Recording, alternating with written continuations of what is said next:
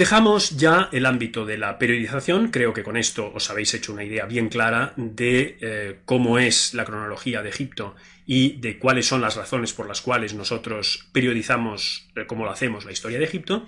Y vamos a pasar a comentar muy brevemente algunos aspectos de geografía de Egipto.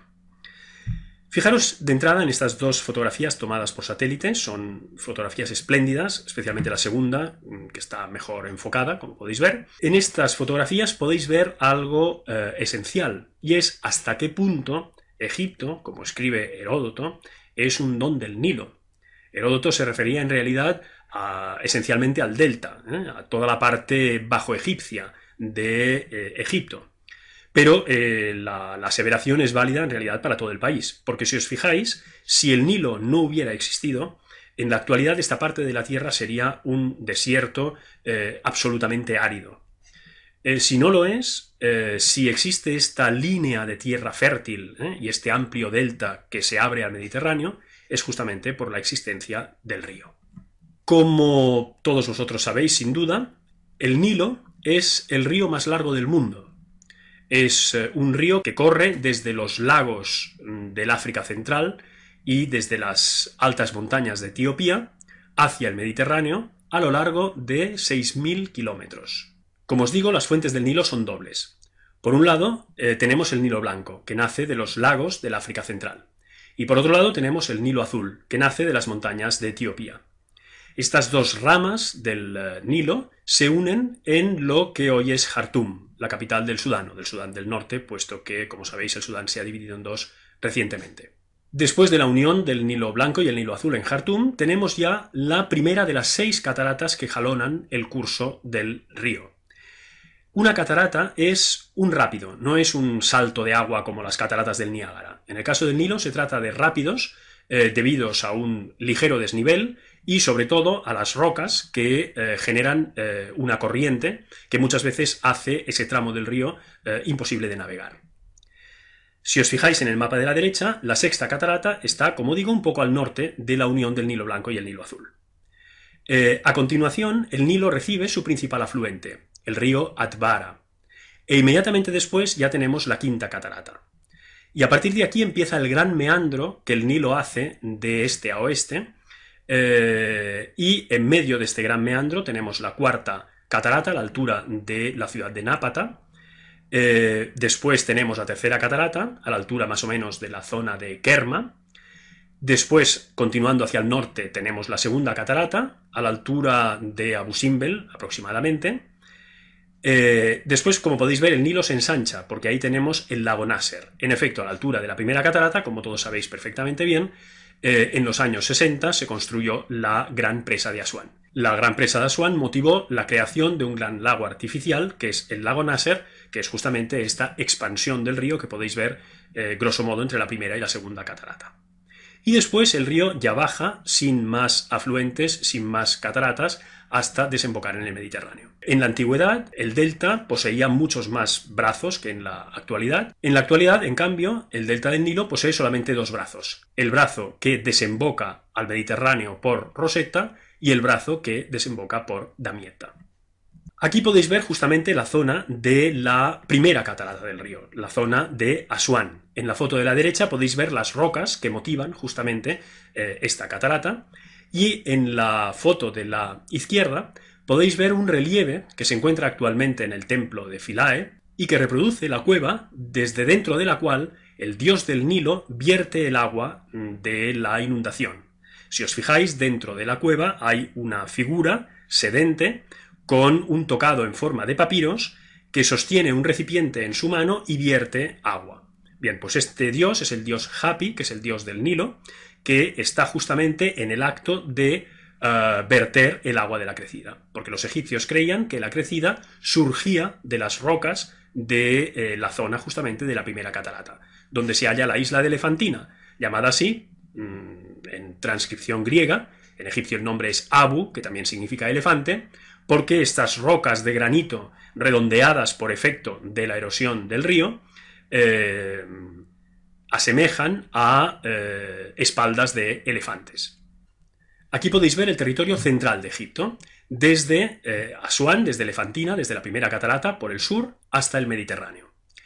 De entrada, me gustaría que os quedara bien clara una cosa que seguro que muchos de vosotros conocéis, pero que quizá algunos no, y es importante que os quede clara de entrada.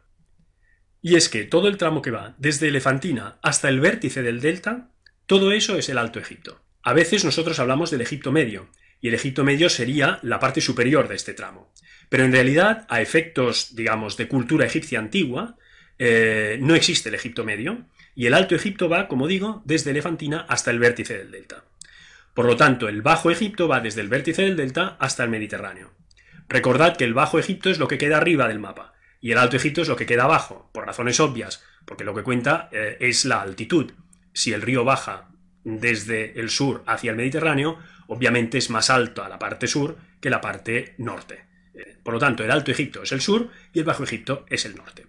Y la división entre el Alto Egipto y el Bajo Egipto, insisto, es el vértice del delta. ¿Qué encontramos un poquito al sur del vértice del delta? Justamente encontramos la ciudad de Menfis, como podéis ver en este mapa. Menfis fue fundada en este punto por los primeros reyes de la primera dinastía, que se establecieron justamente aquí, muy probablemente por razones de carácter simbólico o ritual. Era este justamente el punto medio entre las dos regiones en que el nuevo estado dual, que se forja justamente en este momento, queda dividido. El Alto Egipto y el Bajo Egipto. Estas dos porciones rápidamente tendrán símbolos heráldicos de una parte y de otra.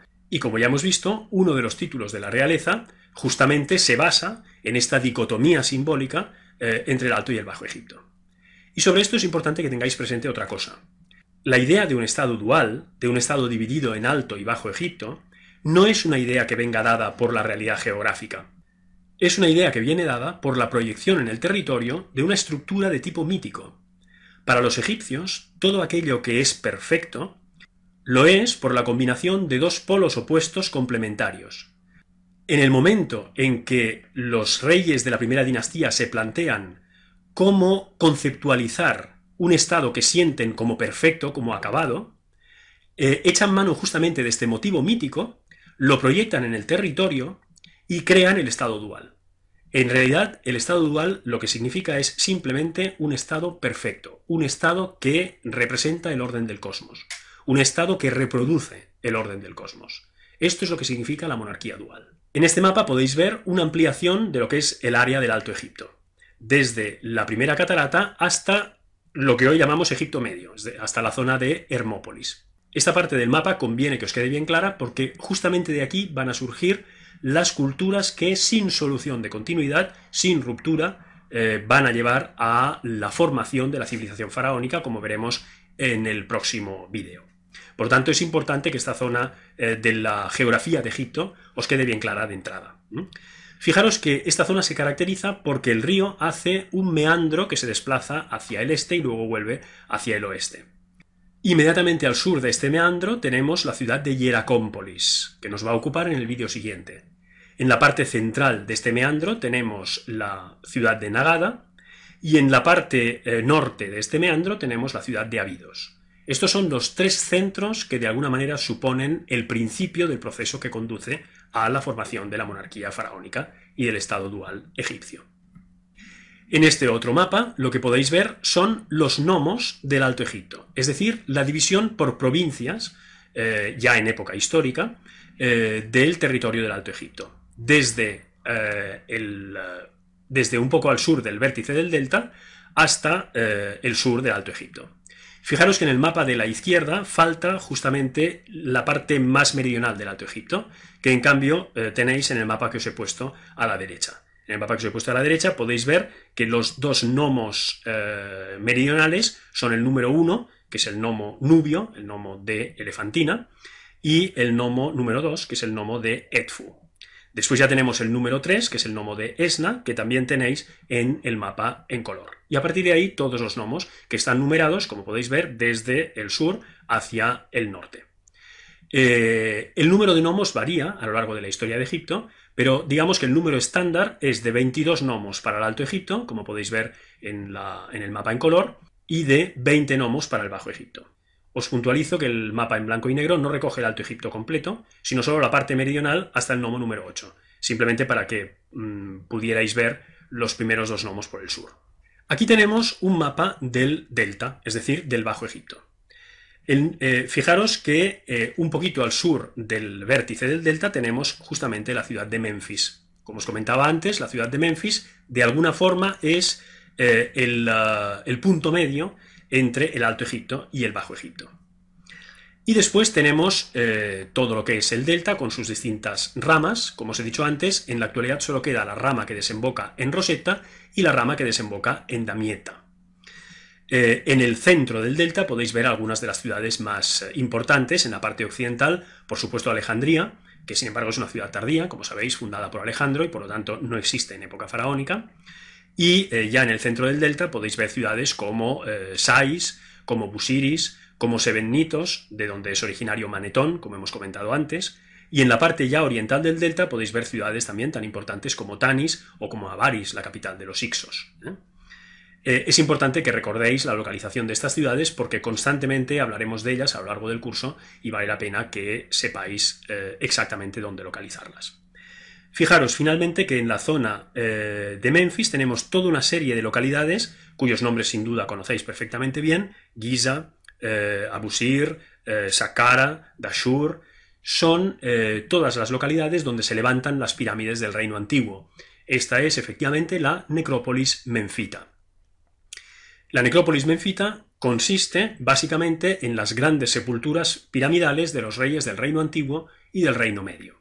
Y en este otro mapa en color podéis ver los nomos del Bajo Egipto. En realidad, si os fijáis bien, falta el nomo número 1. El nomo número 1 es el nomo de Menfis. En este mapa han olvidado colocar el número. Pero es el nomo de Menfis. Por lo tanto, el nomo de Menfis forma parte del Bajo Egipto. Como os decía antes, el número estándar de nomos del Bajo Egipto es de 20. Tanto en este mapa como en el de los nomos del Alto Egipto que hemos visto hace un momento, podéis ver también la densidad de población en un momento concreto de la historia de Egipto como es el Reino Nuevo.